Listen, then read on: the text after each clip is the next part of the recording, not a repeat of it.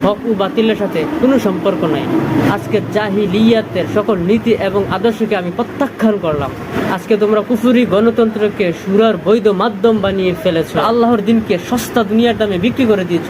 তোমরা আল্লাহর কিতাবকে পৃষ্ঠ প্রদর্শন করেছ। আল্লাহর কিতাবের আয়াতগুলোকে তোমরা স্বল্প মূল্যে বিক্রি করে দিয়েছ। তোমরা হেদায়েতের ইমাম বানিয়ে দিয়েছ তাগুত শাসকদেরকে।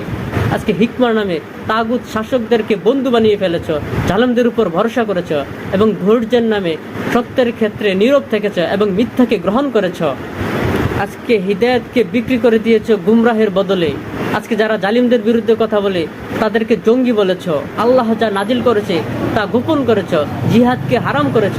আজকে তাগুত শাসকের সেনাবাহিনীদেরকে মুজাহিদ বানিয়েছ আর মুজাহিদদেরকে তোমরা গুমরাহি বলেছ।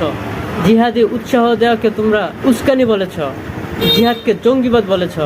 ইমানের অন্যতম একটা দাবি আল বারাওয়াল ওয়ালাকে তোমরা অপরাধ করেছ। আল্লাহর জন্য ভালোবাসা এবং আল্লাহর জন্যই কাফেরদেরকে ঘৃণা করাকে তোমরা অপরাধ বানিয়েছ। তোমরা তাগুত শাসকদেরকে অস্বীকার করাকে ফিতনা বানিয়েছ।